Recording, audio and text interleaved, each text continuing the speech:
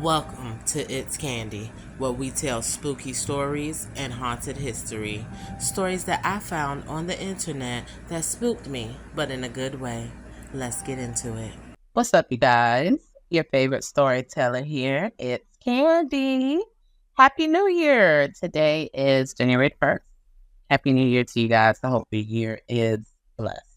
Now, today we are going to be talking about Tamara M. Samsonova, better known as Baba Yaga, also known as the Granny Ripper. Now, you guys might have been hearing about this older woman. I don't want to say old lady. Um, I just did. But anyway, she's in like Russia or something, and she was not too recently in the news. And I just kept, when I was researching and looking at the story, I just kept thinking, why won't nobody push this old lady over? You know what I mean? Like, does she have some incredible human strength that no one really knows about? Like, why y'all let this old lady do that? But I mean, really, I would have just kicked her out of my way, you know? When you look at pictures of her, you see how small and frail she looks. But anywho, let's get started. So she was born on April 25th, 1947, in Uzur, Russia.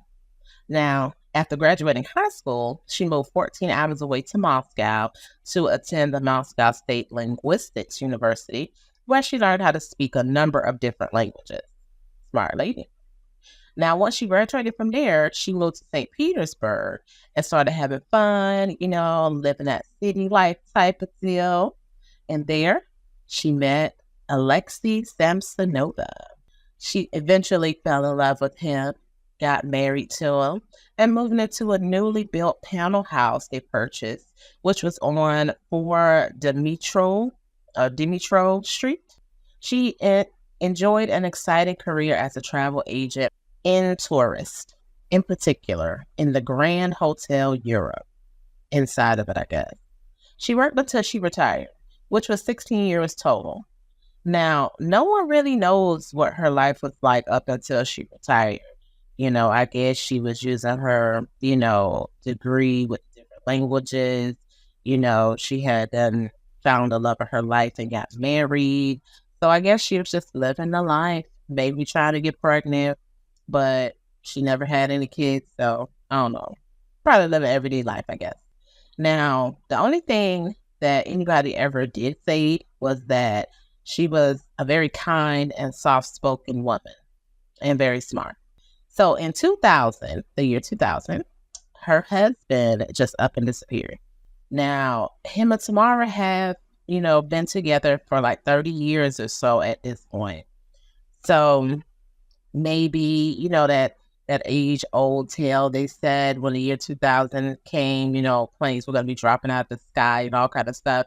Now, I remember when that happened, just aside, I remember where I was. I remember I was home and I went outside and I was just looking up in the sky to see if I saw anything. And nothing really happened. The lights did not go out on my street, in the house, or anything. So I just remember saying, oh, wow, what a crop up, Anywho, back to the story. So Tamara goes to the authorities and reports him missing and tells them that she thinks he ran off with another woman. So I guess they didn't have a good relationship for those 30 years. Wow.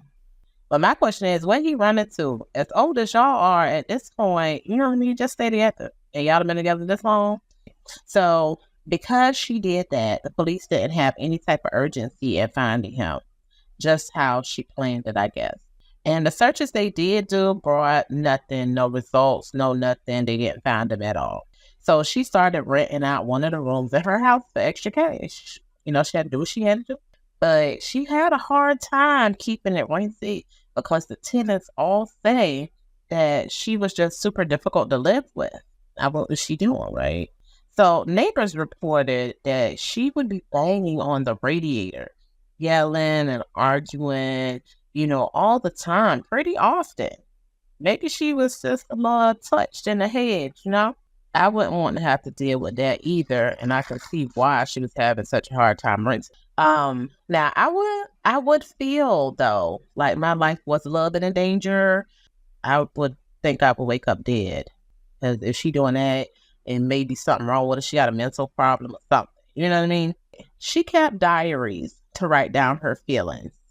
I guess she was lonely and had to talk to somebody. The diary was in different languages, because remember, she is a linguistics major, whatever you want to call it. They say she loved writing and she loved books. They say she had a lot of books on the occult and black magic. Okay, lady. Now, it said she loved it so much as well. Now, in 2015, she decides to renovate her house.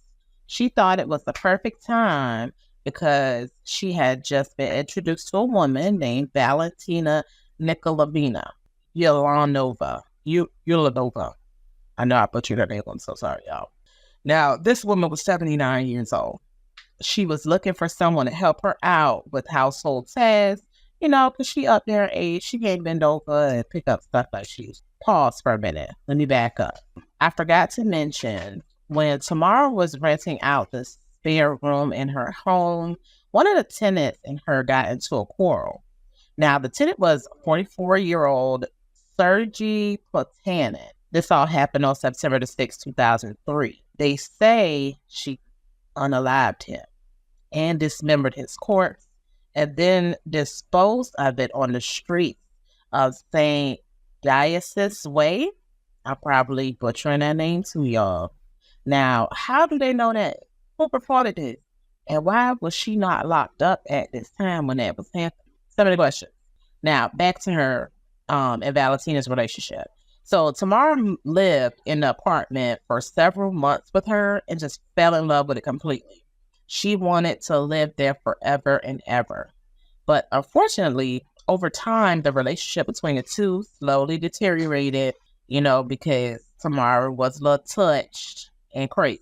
And Valentina asked Tamara to just go ahead and leave, go ahead and get out, girl, because I can already see the issue, problem, you touched, you want to argue all the time. I don't got time for that.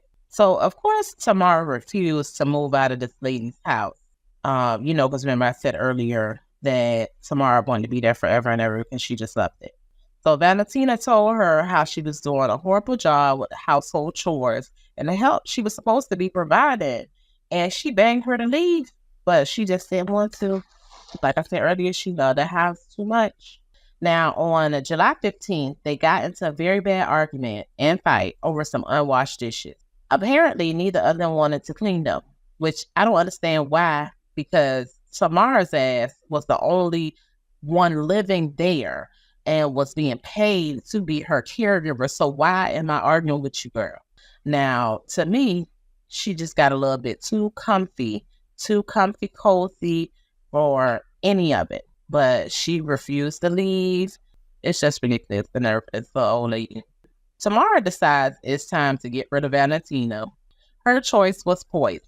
Now, Tamara claimed that she panicked and was afraid to live back at her own home. A very likely story, right? The crazy old lady.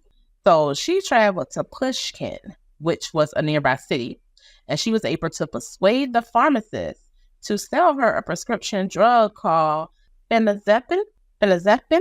I'm probably butchering that name.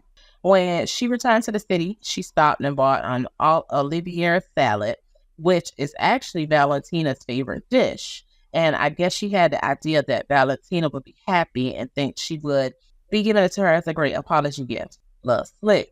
She felt like after that, she would be able to mask the fact that she had put the pills in the salad. I guess by crushing them up. Now, she still had another 5 months before the renovation of her house would be done. So she would be able to continue living there with no incident until then, is what I think she was thinking. You know what I mean?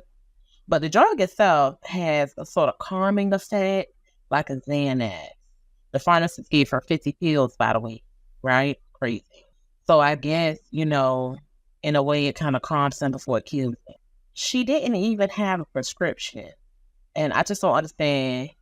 Maybe they was like, this little old lady, I understand the pain. That's crazy. So about 2 a.m., Tamara goes down to the kitchen and finds Valentina's body lying on the floor.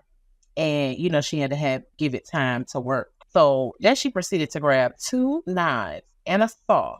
Some reports claim that she was still alive while she was, dismembering her, but either way, it didn't stop her. First, she sawed off her head, then cut the body in half with the saw. That's a strong little old lady. I just want to say that out loud, okay? Remember I said earlier why they want to just push her over? But now we know this is how she was able to get this done. But she pretty much paralyzed them. She used the knives to cut, her body into smaller pieces. That way it would be much easier to carry her out in bags. So she packed her up, going outside and returning several times until she was done. Tamara wound up leaving pieces of her scattered in the house though. Like what, girl? Where she got all of this strength from, like I said, I don't know. But how you ain't pick up all the pieces, girl? You just leaving stuff? So the police actually didn't find her decapitated body with the severed limbs wrapped in a bathroom curtain near the pond down the street from the house until July 26th. No one paid attention to it for days. It was just sitting there until somebody finally looked at it. Now, her identity wasn't established until July 27th. Because remember, they found, somebody finally looked at the little wrappings July 26th. They didn't really establish who she was because she was decapitated until the next. So once the police entered the house, they found traces of blood in the bathroom and also fastening from the torn-off curtain. The torn-off curtain. Now, they immediately arrested Tamara, of course, because she was on one in the house with the lady and supposed to be her caregiver. She later told police she did all of this in the kitchen because Valentina was too heavy to carry into the bathroom while she was whole. Now, CCTV actually caught Tamara dragging plastic bags and a pot down the stairs. Now, they immediately arrested Tamara, like I said, but only because somebody had called the police and told them that they saw her dumping plastic bags in the pond, after somebody said, oh, yeah, this is what was found. Then I guess the people put two and two together and say, oh, it was her. So they came forward once the police, found that out, and started, posting around town, trying to figure out what was going on, with the lady that they had found. Now, before the police came to the house, though, a social worker had come by to see Valentina for her monthly session that I guess Tamara didn't know about, and Tamara refused to let the people in. The social worker had police come out, and they started questioning the neighbors, and no one reported seeing her for days because they didn't. It was some type of apartment complex. Now, and I'm guessing this is why they were out looking because, and found her decapitated body because they was actually, looking for her due to the wellness checkup and Tamara not letting them in the house. Now, once they arrested Tamara, she told them everything about buying the pills, putting all 50 of them in her salad, crushing them up, the fight with the dishes, everything.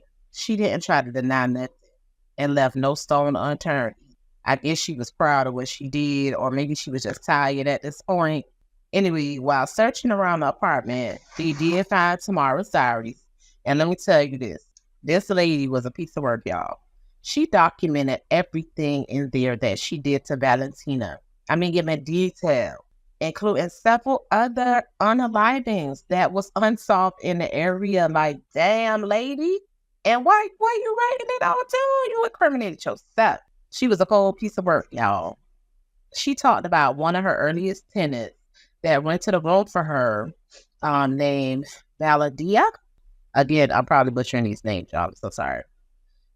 She specified how she dismembered his body and put the pieces in different trash bags and put the pieces in different parts of town in the Frenzinski district. Again, I'm so sorry if I'm butchering that name.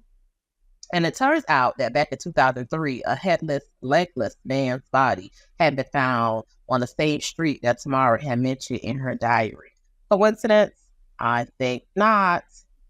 Now, she also wrote about his tattoos in her diary, so the dots were really being connected, y'all. Not much investigated really needed to be done when they had a very detailed confession in front of them. They did find traces of one of the victims' surgery in her apartment, though. His blood, to be exact, which solidified the situation. And I'm guessing that's why she wanted to have all these renovations done, right? She'd have been unaliving people in her apartment, okay? So there was also things in her diary that suggested she was actually eating the victims as well. Just dumb stuff, right? So allegedly she was on the same Hannibal Lecter-ish, like I said, Jeffrey Dahmer type stuff, and loved to cut out their lungs to eat. There was no way of knowing if this is true because the bodies were dismembered in pieces. Anything could have happened to the pieces, you know? But she told the police that her diary entries are true and they all happened. I mean, she just had no remorse, right? She is proud. She told them outside of the lungs, she enjoyed eating pieces of their leg, like chunks of their leg, and pieces of their head, like the heads of her victims, before disposing of them. Just disgusting, okay? Now, on July 29th, 2015, she was brought to court in a cage. Remind you of the Silence of the Lambs with Hannibal Lecter, right? And there she told the media that she knew this day would come and that it's such a disgrace to the whole city that they would actually know what she had did. And then the crazy fool told them that she was being haunted by a maniac upstairs who forced her to kill. Now, people assume she was trying to say she was hearing voices in her head. They say she was behaving strangely, too, while she was there with her head in her hands and hiding from the camera, like putting her hands up on her face. Now, my thing is, you guys, people probably was like, this lady nuts. You know what I'm saying? First, she's saying that's a maniac upstairs that's forcing you to kill people. What's she trying to say? Like, somebody put a gun in your head or something, you know? I think she was embarrassed and afraid to have her name ruined, basically, you know, because she had went to college or whatever. Sometimes, though, she would be blowing kisses and stuff at the camera, he said, and in the courtroom. So Tamara told the judges that all of the killings or unalivings, I'm so sorry, were deliberate. And that for the last 10 years, she had been preparing for this day so she could close the chapter that she was facing. Now, what does that even mean? Okay. She said she wanted to be known as a serial killer for sure, and that she was guilty and needed to be in jail. The judge told everybody she was to be taken into custody, and Tamara smiled and clapped her hands. Now, I'm thinking she told them, y'all better take me off these streets, so I'm going to keep on doing what I do, and y'all going to keep on finding bodies.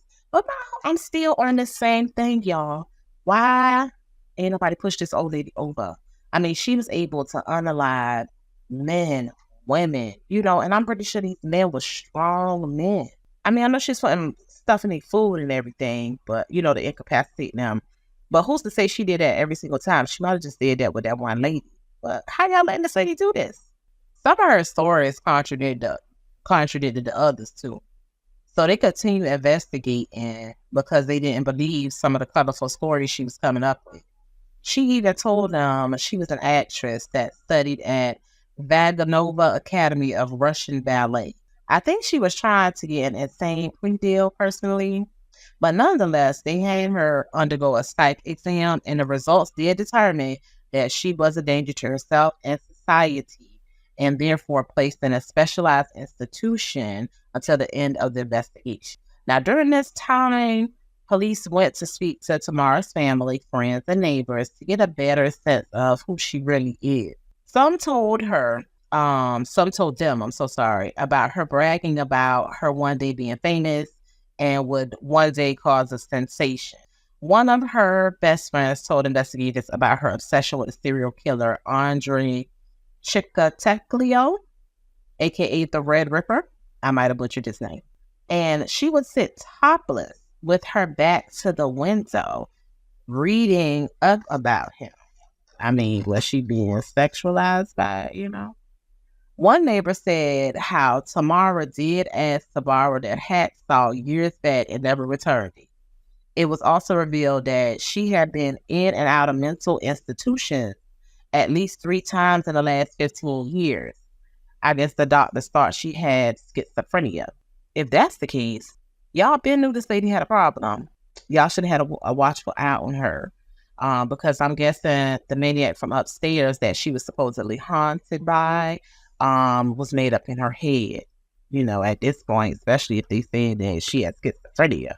A friend she went to school with told the police that Tamara had allegedly unalived her own mother-in-law. Like, what, girl? Why you ain't been saying this? Now they say Tamara told his friend that if she told that she would cut her up into pieces and throw the body parts to the dogs. And see, I would have been afraid of her too back then because she was young and virile and all that stuff they say. So she was much stronger. And the friend would know because she was around her. Tamara was eventually diagnosed with paranoid schizophrenia and deemed unfit to stand trial. So the judge sentenced her to spend the rest of her life in a mental institute, and in years to come was still deemed a threat to anyone who was around her. I guess she was torturing those poor crazy people in that mental hospital and herself. She now needed special monitoring, they said. So investigators believe that the possible other victims that she wrote about in her diary was counted to be between 11 to 14 of them. Crazy, right? But it's hard to confirm because the police had no solid evidence, though. They only have what she wrote and confessed to in her diary, and out her own mouth. But the diary did reference cannibalism as well as the occult. And I think that's why she had all those black magic books.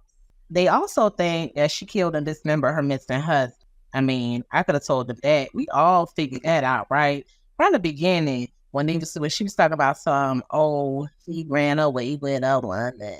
And as we kept listening to the story and we saw how crazy she was acting and unaliving these people, we already knew she had unalived her husband.